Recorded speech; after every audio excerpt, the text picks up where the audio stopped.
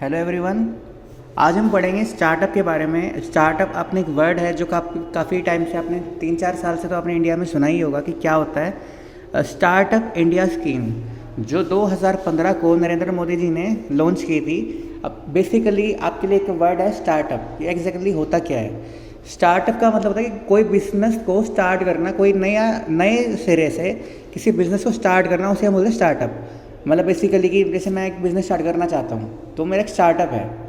कोई भी एस्टेब्लिशमेंट, कोई भी एंटरप्रेन्योरशिप, कोई भी एंटरप्राइजेज स्टार्टिंग में वो स्टार्टअप कहलाई जाती है जब वो हम बिज़नेस स्टार्ट करना चाहते हैं।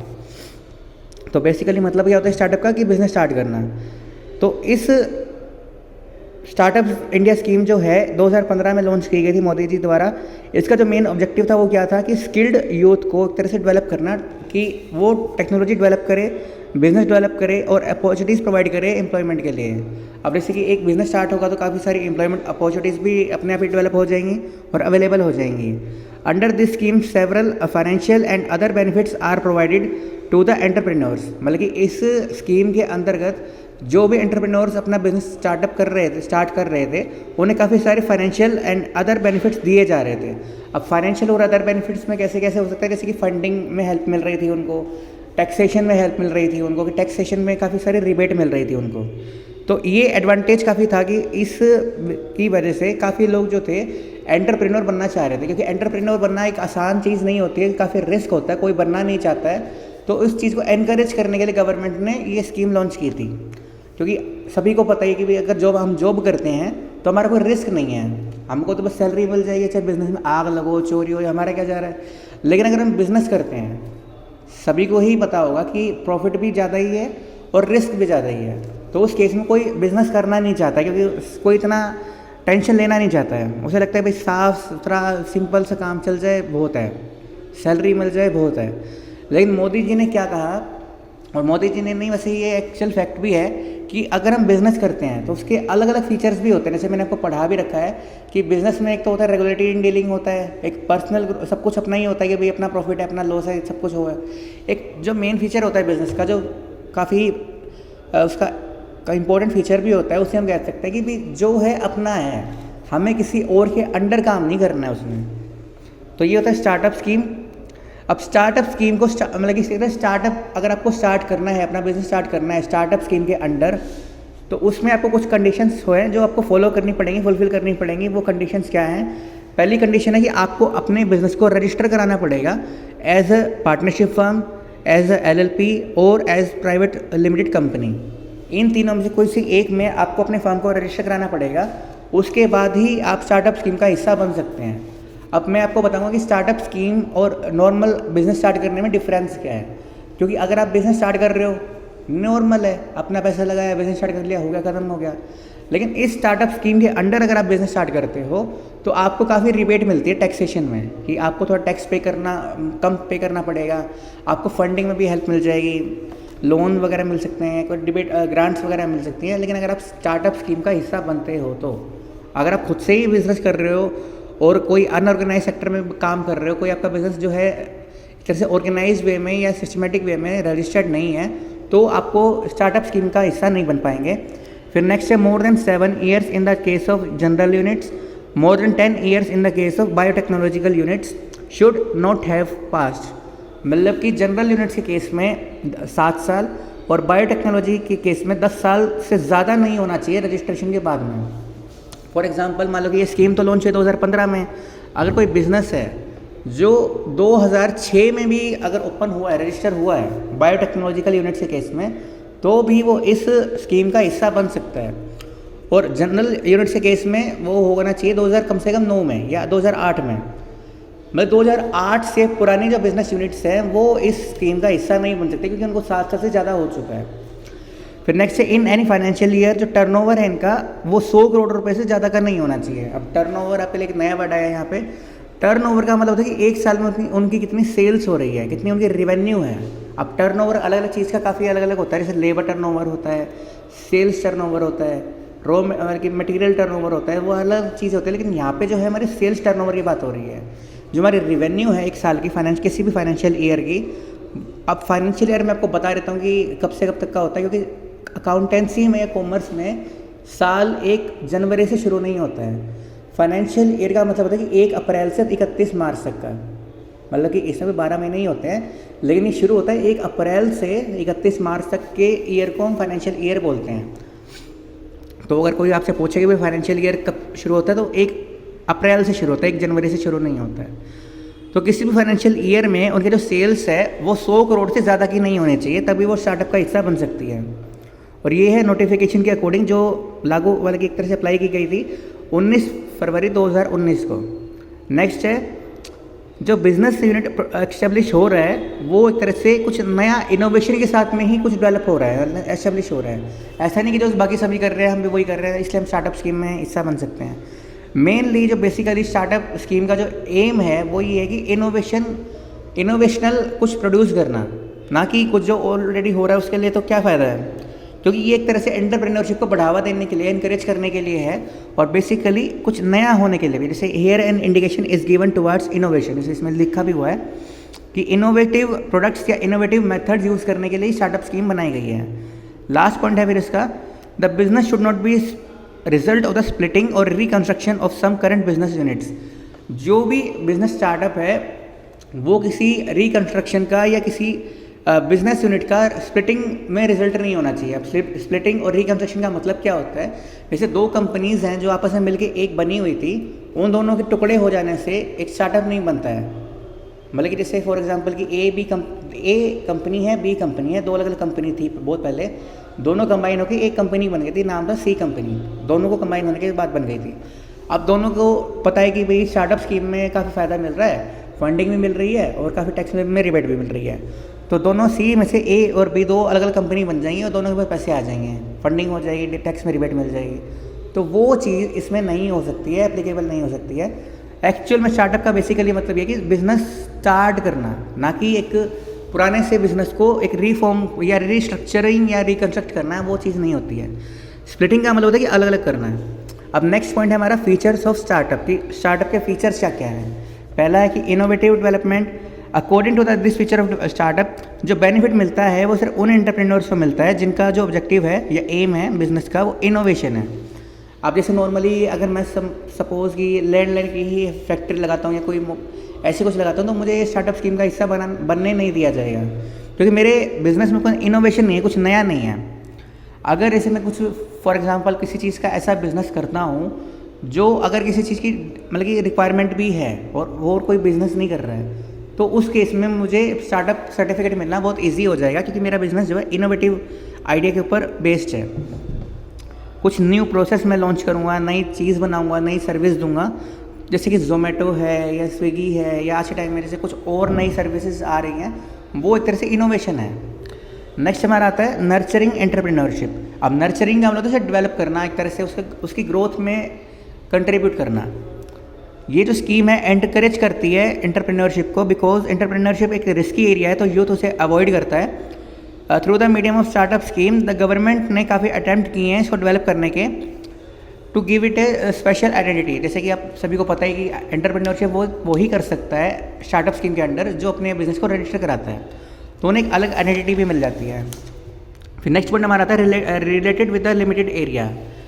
अब जो ये है सिर्फ लिमिटेड एरिया तक ही रिलेटेड है। गवर्नमेंट का अटैम्प्ट क्या था कि इस स्कीम का जो बेनिफिट मिले वो स्मॉल एंटरप्रेन्योर्स को ज़्यादा मिले, मतलब कि बड़े एंटरप्रेन्योर्स को अगर मिलने लग गया तो स्मॉल के पास तो कुछ बचेगा ही नहीं। तो इसी वजह से इसका लिमिटेड एरिया रखा था, कि ऐसा नहीं कि भाई सभी के लिए अवेलेबल है, ये एप्लीकेबल है, ये ऐसा नहीं है। जो बेसिकली जिनको ज़रूरत है उनको ही इसका फ़ायदा मिल पाए। That is why the major of scale sale और time limit of the business establishment have been fixed. जैसे बताया कि जो जनरल यूनिट्स हैं उनके लिए 7 साल और बायोटेक्नोलॉजिकल यूनिट्स के लिए 10 साल से ज़्यादा नहीं होने चाहिए कि उनके बिजनेस एस्टेब्लिशमेंट से। मतलब कि जैसे 2008 से पहले की जनरल यूनिट्स नहीं होनी चाहिए और 2005 से पहले की बायोटेक्नोलॉजिकल यूनिट्स नहीं होनी चाहिए, और उनका मैक्सिमम जो सेल्स टर्नओवर है एक साल का फाइनेंशियल ईयर का वो 100 करोड़ रुपए से ज़्यादा का नहीं होना चाहिए। वो ही स्टार्टअप स्कीम का हिस्सा बन सकते हैं। नेक्स्ट है मिनिमम लीगल कम्प्लेक्सिटीज़।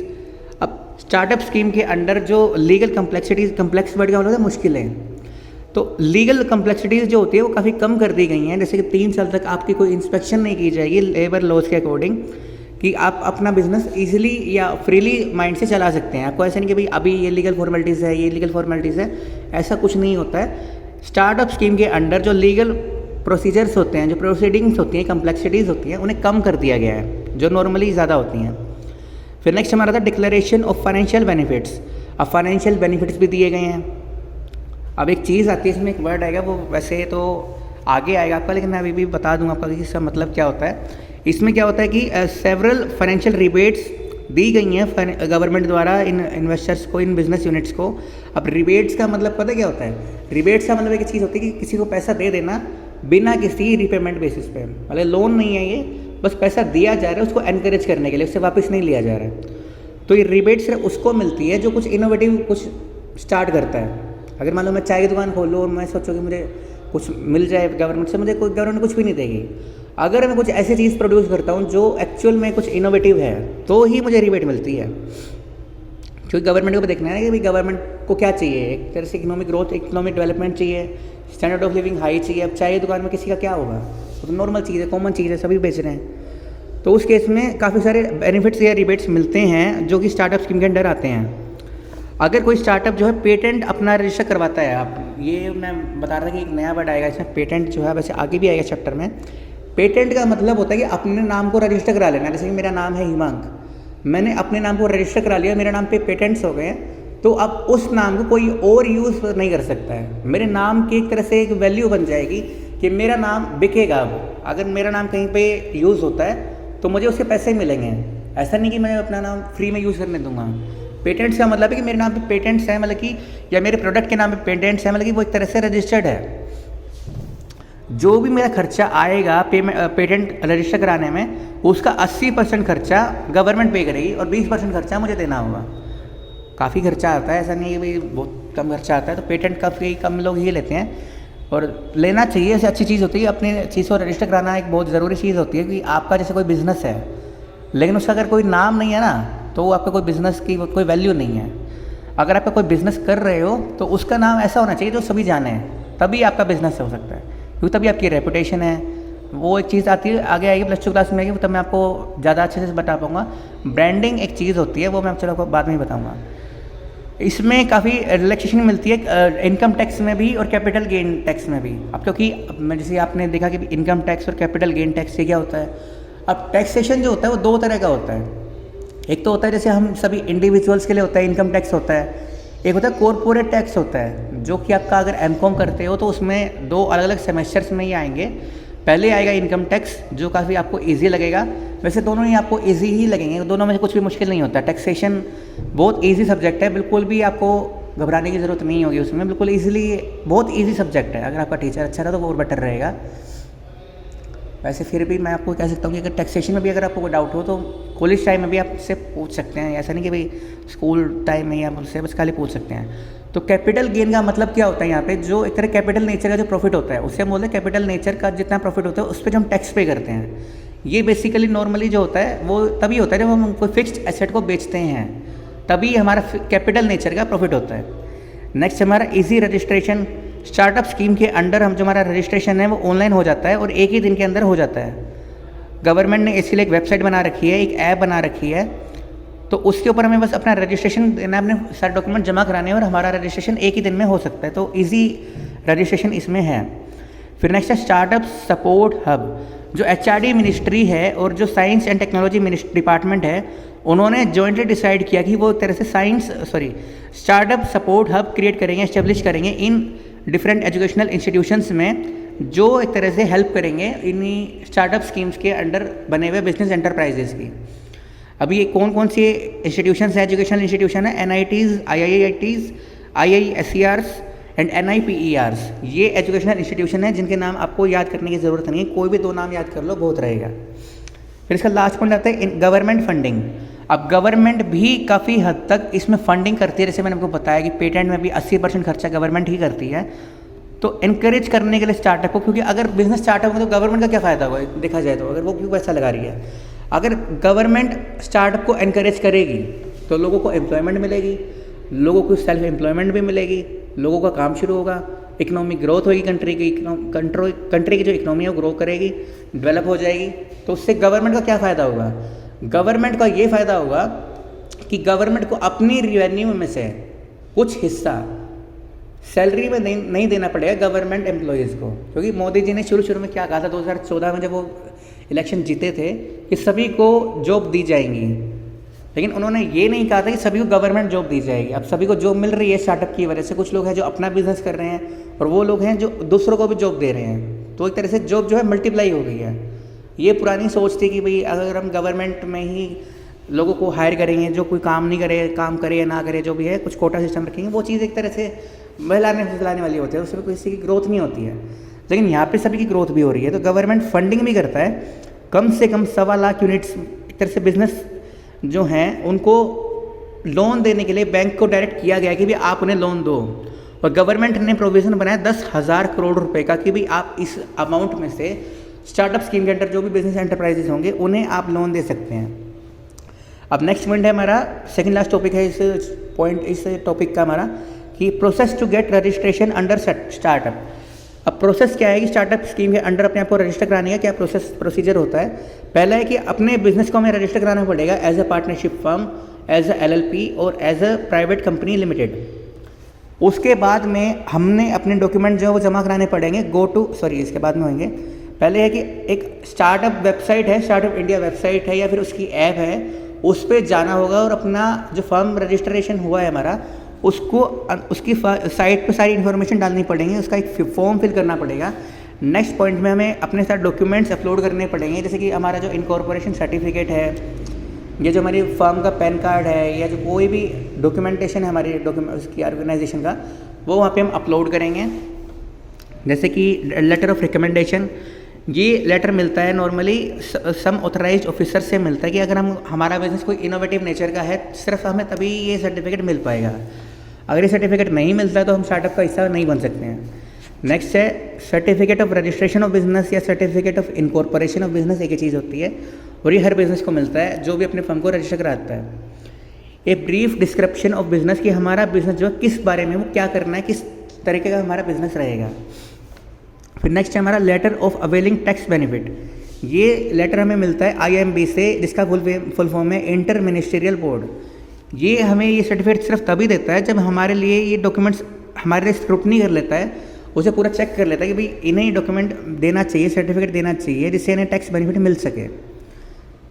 फिर नेक्स्ट है सेल्फ सर्टिफाइड कंडीशंस, कि हमें अपने पास से अपनी कंडीशन देनी होती हैं कि हमारा जो बिज़नेस है वो किस टाइप का है, कितने टाइम के लिए हम बिज़नेस करेंगे, हमारा जो टर्नओवर है, एस्टिमेटेड टर्नओवर है वो कितना रहेगा 1 साल का, हमारा बिज़नेस का जो है नेचर है वो कितना इनोवेटिव है, या हमारे बिज़नेस का जो स्टेटस है वो किसी स्प्लिटिंग या रिकंस्ट्रक्शन की वजह से है या नहीं है, मतलब कि हम 2 थे अब 1 हुए हैं, या हमारा अलग से ही बिज़नेस को स्टार्ट हुआ है। अब लास्ट पॉइंट है फिर इसका getting recognition number.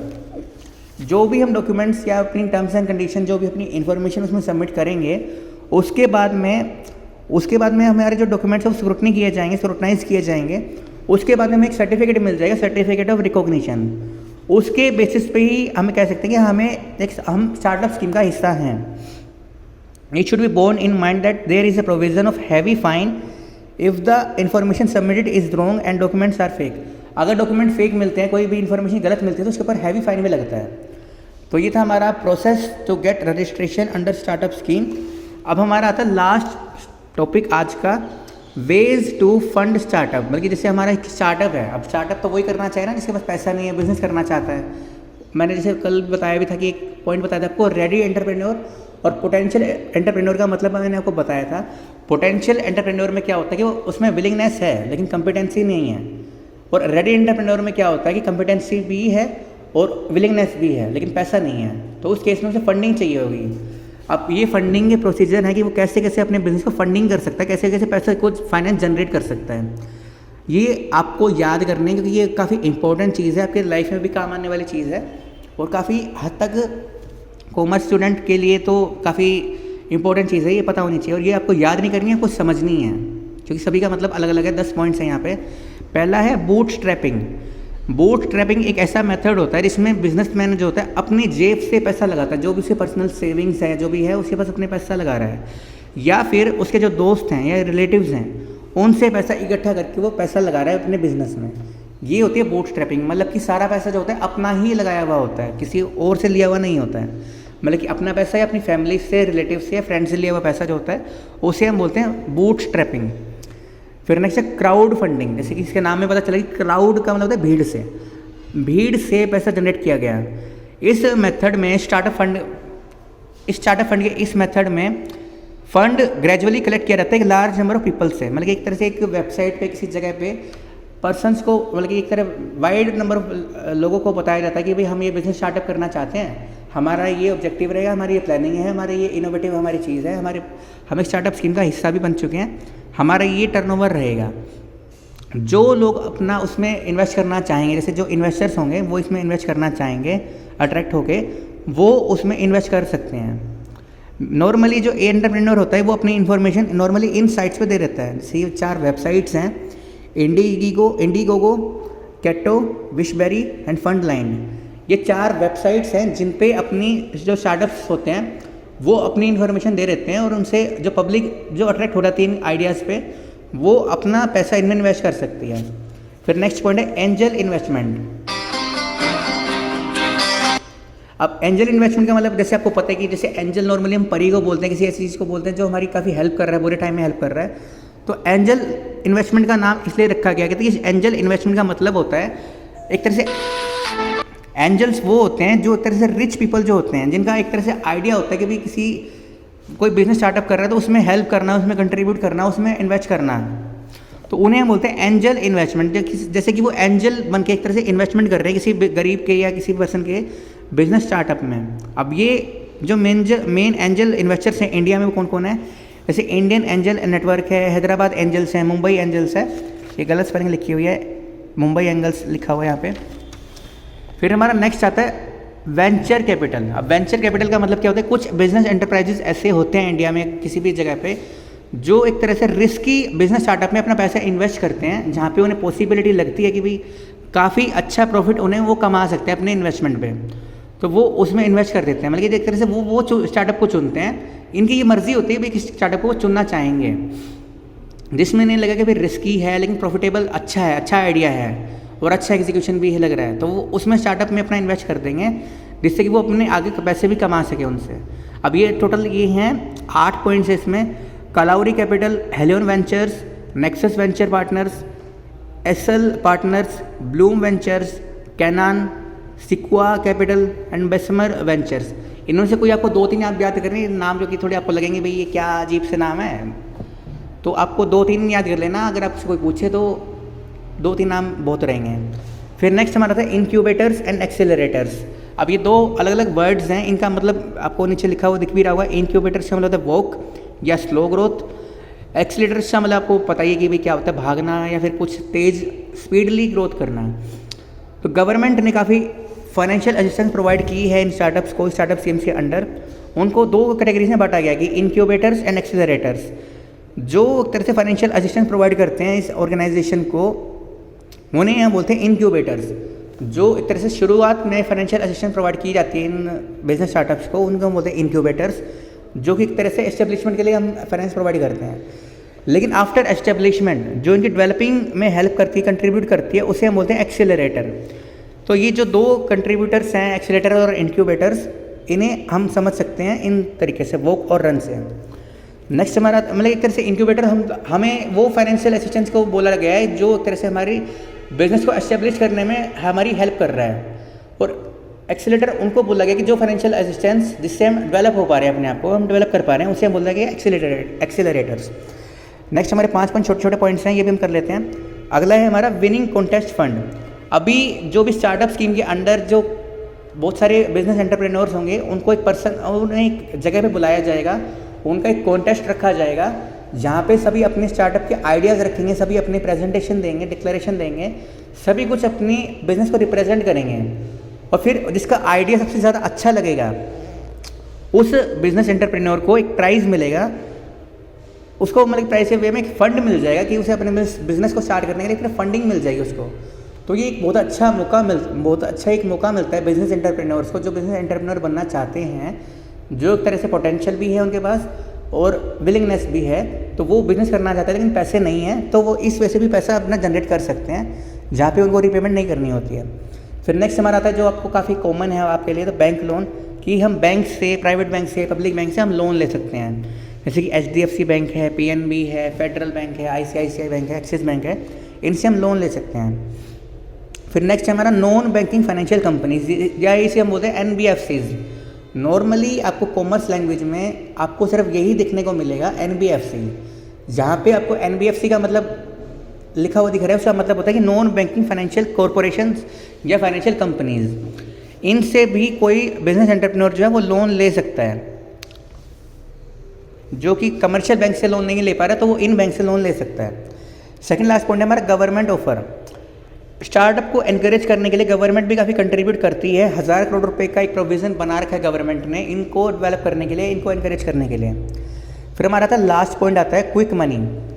Under this method of startup fund arrangement of fund is made mainly in the following manner. जैसे कभी कभी होता है कि जैसे हम होता है ना कि ऑर्डर्स पे कुछ चीज़ बनती है, पहले कि आप एडवांस जमा कराओगे, फिर उसके बाद वो चीज़ आपको बन के मिलती है, तो उसे हम बोलते हैं getting payment prior to the sale of product. मतलब सेल होने से पहले ही हमें पेमेंट मिल जाती है। नॉर्मली कार की उस फील्ड में होता है, नॉर्मली कभी कभी महंगे कपड़ों के उस फील्ड में भी होता है कि पहले आप एडवांस दे दो, आपको ये सामान मिल जाएगा रेडी होके। तो उस केस में हमें पैसा जनरेट होने में काफ़ी हेल्प मिलती है। अगर हमें रॉ मटेरियल खरीदना है लेकिन हमारे पास पैसे नहीं है, तो हम पहले ऑर्डर ले लेंगे, उसके बाद में हम उसे पैसे ले लेंगे, फिर हम उसे रॉ मटेरियल खरीद के बना के दे देंगे, तो हमारा फंडिंग ईजिली हो जाएगी। फिर नेक्स्ट सेल ऑफ प्रॉपर्टीज़, अपनी कोई हमें लैंड बिल्डिंग है उसे हम बेच बाच के अपने भी पैसा जनरेट कर रहे हैं। फिर हमारा आता है last point use of credit card. अब डेबिट कार्ड, क्रेडिट कार्ड आप पढ़ चुके हैं कि क्या होता है। डेबिट कार्ड वो होता है जो हमारा खुद का पैसा है, हमारे अकाउंट में जमा है, उससे हम निकाल सकते हैं।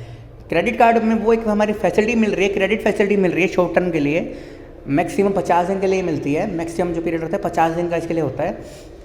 उसमें से आप बैंक में से पैसे निकाल सकते हैं, विड्रॉ कर सकते हैं, जो आपके पास नहीं भी है, लेकिन आपको 50 मैक्सिमम 50 दिन के अंदर अंदर आपको वो बैंक को पे करना पड़ता है।